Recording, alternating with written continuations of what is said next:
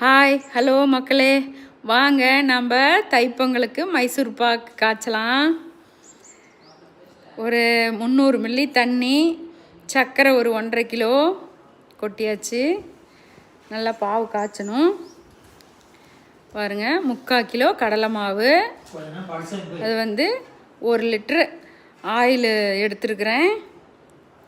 நல்லா கட்டி இல்லாமல் நல்லா கரைச்சி ஆயிலே கரைச்சிக்கணும்.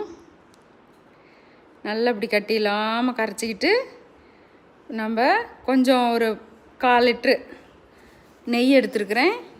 அதையும் 1/4 லிட்ரு ஆயிலும் சேர்த்து நல்லா சூடு பண்ணிக்கணும். பாவு நல்லா காய்ச்சிருச்சு.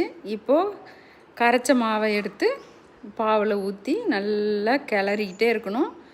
இப்போது எண்ணெய் காய்ச்சி ஊற்றுறோம்.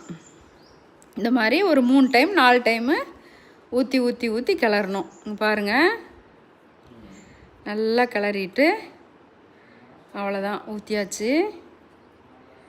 பாருங்கள், நல்லா பாவு பத்துக்கு இப்போது மைசூர் பாக் ரெடி ஆகிடுச்சு. தட்டில் நெய் தடவி இந்த மாதிரி நல்லா தட்டி விட்டுக்கோங்க. சூப்பராக இருக்கும், ஈஸியாக செய்யலாம். பாருங்கள், அழகாக வருது பாருங்கள், சூப்பராக இருக்கா? நீங்களும் எல்லாம் செஞ்சு பாருங்கள். பிள்ளைங்க, மருமக்க, மக எல்லாம் பிள்ளைங்கெல்லாம் வந்தாங்கன்னா இப்படி எல்லாம் செஞ்சு கொடுங்க. பேர குழந்தைங்களுக்கெல்லாம் செஞ்சு கொடுங்க. எப்படி இருக்குன்னு பாருங்கள். லைக் பண்ணுங்கள், ஷேர் பண்ணுங்கள், சப்ஸ்கிரைபன் பண்ணுங்கள். சூப்பராக இருக்கா? ஓகே.